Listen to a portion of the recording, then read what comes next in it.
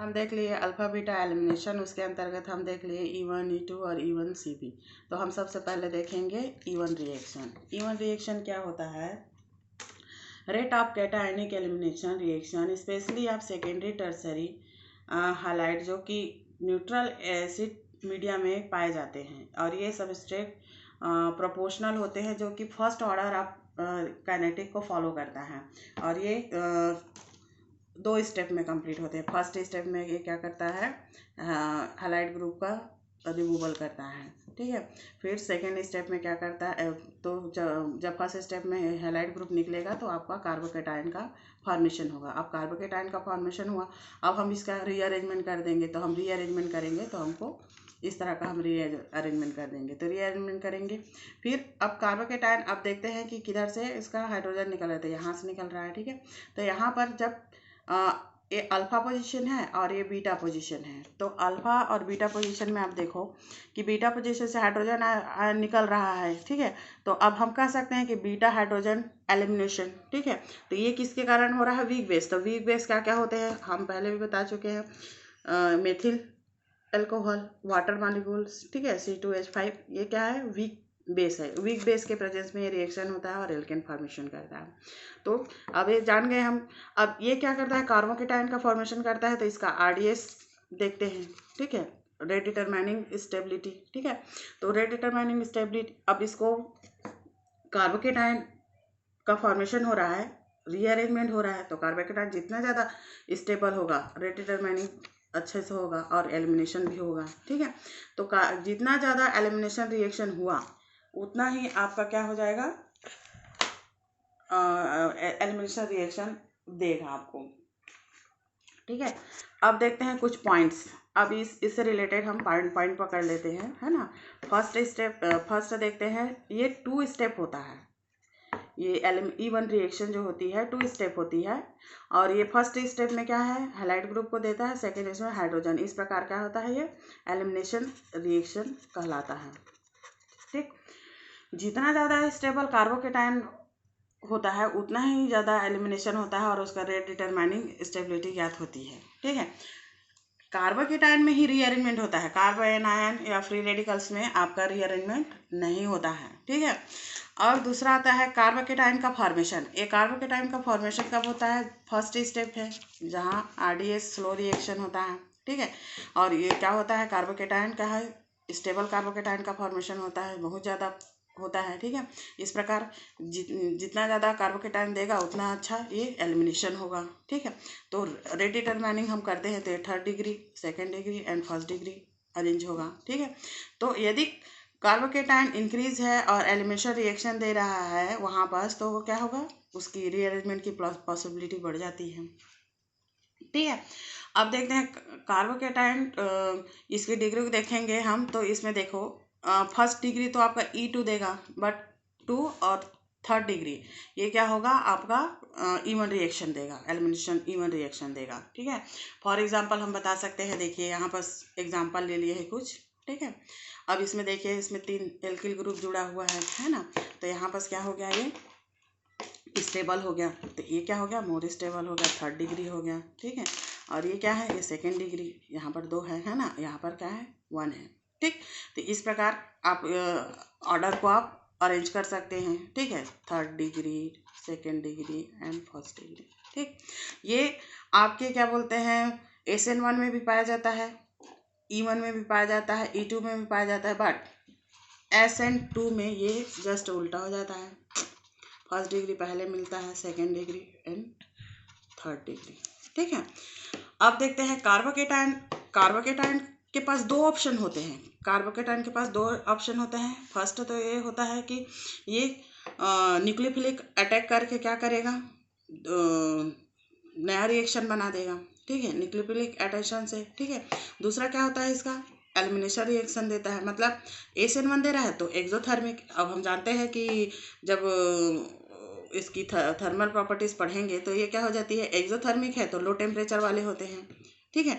और यदि एंडोथर्मिक है तो हाई टेम्परेचर वाले हैं, तो हमारा एलिमिनेशन रिएक्शन क्या देता है, एंडोथर्मिक रिएक्शन देता है, इसलिए हाई टेम्परेचर पे होते हैं और इसकी हाई डिग्री में अच्छे से एलिमिनेशन होता है। और जितने भी लो टेम्परेचर वाले होते हैं वो क्या होते हैं, एशनर रिएक्शन होते हैं। ठीक है, SN1 के जैसे ही इसका E1 का प्रोसेस होता है, बट इसका मैकेनिज्म क्या होता है और डिफरेंट हो जाता है। ठीक है, मैकेनिज्म इसका क्या हो जाएगा, डिफरेंट हो जाएगा और ये अलग तरह का रिएक्शन दे देगा। ठीक, अब देखते हैं, जैसे यहाँ पर आप समझ सकते हैं, जैसे कि ये वीक एसिड का हम यूज कर रहे हैं, है ना। यदि यहीं पर हम देखेंगे लो टेम्परेचर में, है ना, लो टेम्परेचर में हम इसका रिएक्शन देखेंगे, जैसे कि CH3OH और लो टेम्परेचर रहेगा, लेस टेम्परेचर। ठीक है, तो यहाँ पर क्या करेगा, ये जो है न्यूक्लिक एसिड की तरह क्या करेगा, रिएक्ट करेगा। ठीक है, तो ये क्या करेगा, यहाँ पर जो रिएक्शन हो रहा है वो इस तरह का प्रोडक्ट बन जाएगा। ठीक है, ये बन जाएगा आपका ये CH3 और यहाँ पर CH2, तो ये क्या हो गया, SN1 प्रोडक्ट हो गया, है कि नहीं। तो एक कंडीशन है, मैकेनिज्म जस्ट डिफरेंट हो जाएगा और इसका मैकेनिज्म इस तरह का बनेगा। ठीक है, ये हो गया आपका कंप्लीट। अब देखते हैं कि एलिमिनेशन रिएक्शन हम इसको क्यों कहते हैं, है ना। यूनिमोलिकुलर रिएक्शन हम क्यों कहते हैं, E1 एलिमिनेशन रिएक्शन। तो जब हम इसका रेट डिटरमाइनिंग करते हैं, ठीक है, तो इसमें जो सबस्ट्रेट लेते हैं वो 1 ऑर्डर पर आता है, अच्छा, अर्थात इसका क्या हो जाता है, ऑर्डर क्या हो जाता है, 1 हो जाता है। ठीक है, RDS इसका, तो जितना अच्छा सबस्ट्रेट होगा तो रिएक्शन उतना ही अच्छा होगा, मतलब जितना सबस्ट्रेट की पॉसिबिलिटी अच्छी होगी उतनी ही आपका एलिमिनेशन रिएक्शन वहाँ पर होगा। तो इस प्रकार क्या हो जाएगा, उसका ऑर्डर क्या हो जाएगा, 1 हो जाएगा। ठीक है, तो ये हो गया आपका रेट डिटरमाइनिंग, इसलिए हम इसको E1 यूनिमोलिकुलर एलिमिनेशन रिएक्शन कहते हैं। ठीक है, rate of reaction in unaffected of the concentrator of base. ठीक है, तो ये बेस पर डिपेंड करता है। ठीक, अब वीक बेस हम कैसे लेते हैं इसमें, वीक बेस, तो वीक बेस ये बता दी, मैं पहले भी बता चुकी हूँ, है ना, मीथेन, एथेन और वाटर मॉलिक्यूल, तो सबसे अच्छा वाटर मॉलिक्यूल होता है। ठीक है, स्ट्रॉन्ग बेस का क्या करेक्टर रहता है, स्ट्रॉन्ग बेस क्या करता है, ये will be not avoided for the remove of the semester, ये नहीं रुकता है कि रिएक्शन के समय ये वेट नहीं करता है कि एल्किल हैलाइड पहले निकले कि हाइड्रोजन पहले निकले, ऐसा नहीं, ये स्ट्रॉन्ग रहता है, तो ये डायरेक्टली दोनों को एक साथ निकाल लेता है, जैसे हम E2 में हम देखेंगे इसको। ठीक है, तो इस स्ट्रॉन्ग बेस का नेचर इस तरह का होता है। ठीक, और ये E1 जो होता है, E1 जो रिएक्शन होता है, ये बेस पर डिपेंडेंट रहते हैं, और SN क्या रहता है, SN1 न्यूक्लियोफाइल पर डिपेंडेंट रहता है। ठीक है, ये न्यूक्लियोफाइल के से SN1 देता है और एलिमिनेशन रिएक्शन जो है वीक बेस से देता है। ठीक, ये हो गया कंप्लीट। अब देखते हैं हम सॉल्वेंट में, अब रिएक्शन हो रहा है भाई, तो हम तो सॉल्वेंट यूज करेंगे ही, है ना। तो सॉल्वेंट क्या होता है, पोलर प्रोटिक।